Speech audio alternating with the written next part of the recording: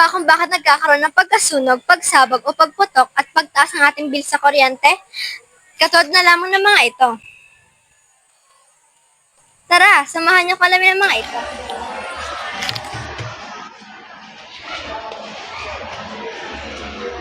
Hala, bakit ang taas ng bill namin sa kuryente?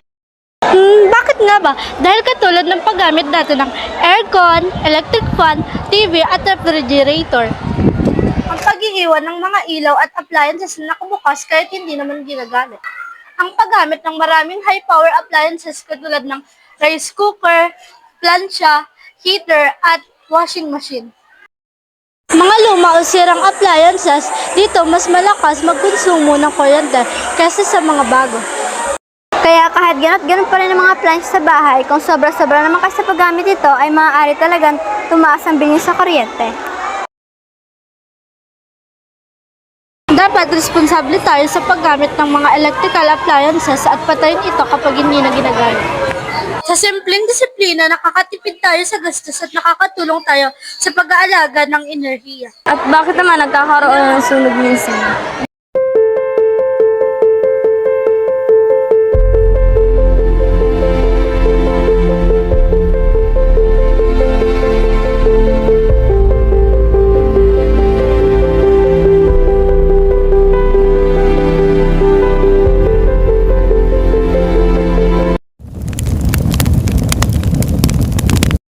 Overloaded outlet.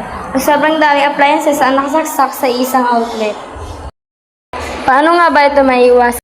Iwasang magsaksak ng maraming appliances sa isang outlet dahil maaaring magdulot ito ng sunog. Gumamit lamang ng dekalidad na extension cord at tiyaking may tamang circuit breaker ang iyong mga bahay at paaralan. Short circuit, ito ay isang mapanganib na electrical hazard dahil maaari ito magdulot ng sunog, pagkakakuryente at pagkasira ng mga appliances. So, paano nga ba ito maiiwasan? Magpa-inspeksyon ng electrical wiring kung madalas mapundi ang fuse o mag-trip ang circuit breaker.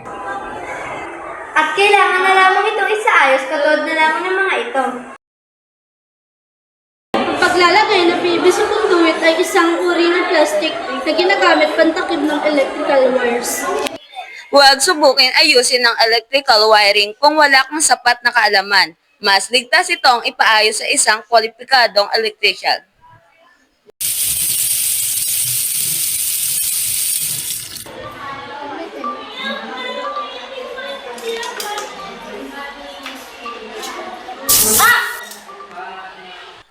Touching an electrical outlet with wet hands are not safe.